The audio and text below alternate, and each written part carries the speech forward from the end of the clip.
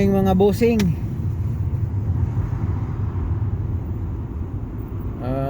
It's ano bang oras ngayon? Mag 10 o'clock na dito umaga.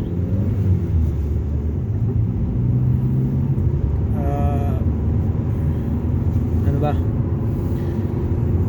Yung pupunta natin ngayon, actually rescue operation ito. 10 o'clock ng umaga. Pupuntahan natin yung BMW 1 series na BMW petrol engine. Ayaw mag start. Sabi niya nilagyan niya ng bagong baterya, tapos ayaw pa rin daw mag start. So rescue natin, imbestigahan natin kung bakit ayaw siya mag start. Actually pagka ganong mga sitwasyon, yung sa mga baguhan, bagong baterya daw ayaw mag start, either fuse or starter or yung fuse ng IBS.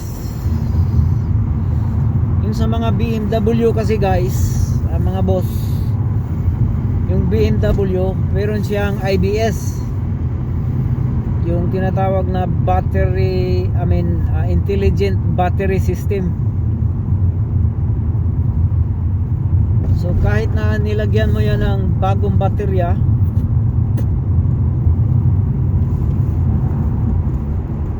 kung pundido yung fuse niyan,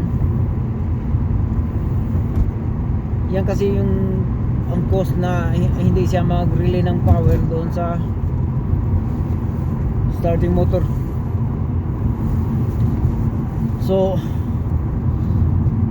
hopefully maayos naman yung IBS system. Pagka hindi maayos, iba-bypass natin yung IBS muna. Iba-bypass. Actually unnecessary naman talaga yung nilagay na IBS, pero alam mo na, mga car manufacturer talagang technology, dagdag ng technology hanggang sa nagkagulo-gulo na. So medyo magulo, naguguluhan yung may-ari dahil bagong baterya, tinik niya yung fuse, ayos naman daw, ayaw pa rin daw mag start. So pati ako naguguluhan rin, nakikinig nakikinig lang ako sa kanya, parang naguluhan din ako. So to confirm, para maguluhan tayo at makigulo tayo, pupuntahan natin yung Blanchard's Town, Hunterstown, Blanchard's. Makita natin yung sitwasyon.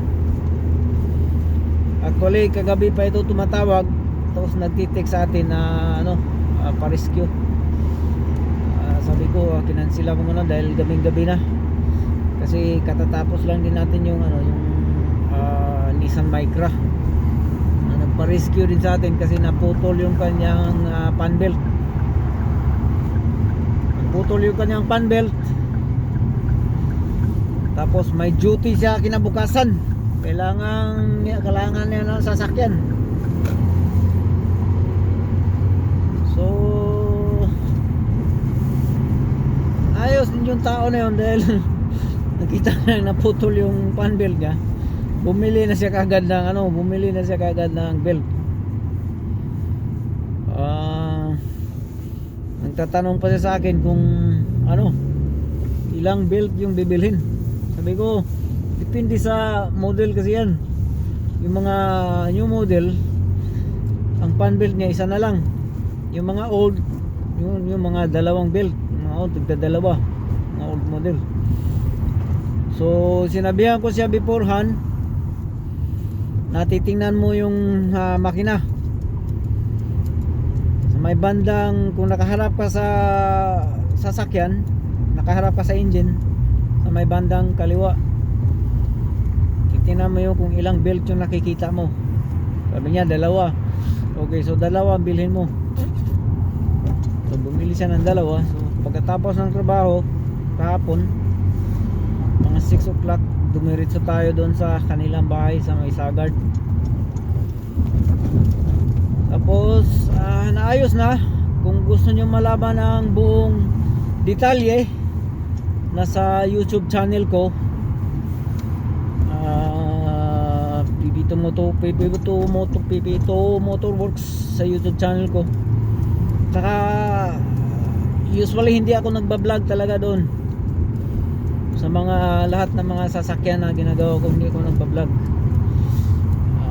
Hindi ko ginagaya yung iba mga channel na nagbablog sila, pero ako kung ano lang yung coverage, yun lang yun. Saka yung may mga tugtog, yun ang pinakinggan ko rin yun ang, pag nagbubukas ako ng channel ko, sariling channel, yun yung pinapakinggan ko. So yun na rin ang pinaka sound strip ko sa bahay. Sound strip.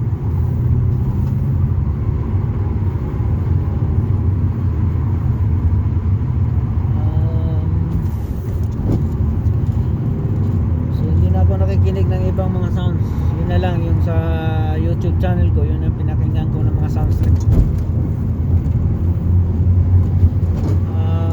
Dito tayo ngayon sa may actually itong dinadaanan natin yung dumaan tayo sa backdoor papuntang Blans. Nagba-backdoor tayo. So yan lang muna guys. More update mamaya. Papatayin ko na to dahil para i-reserve natin yung baterya ng ating cellphone. Update na lang tayo mamaya sa YouTube channel ko. Okay, thank you, bye bye.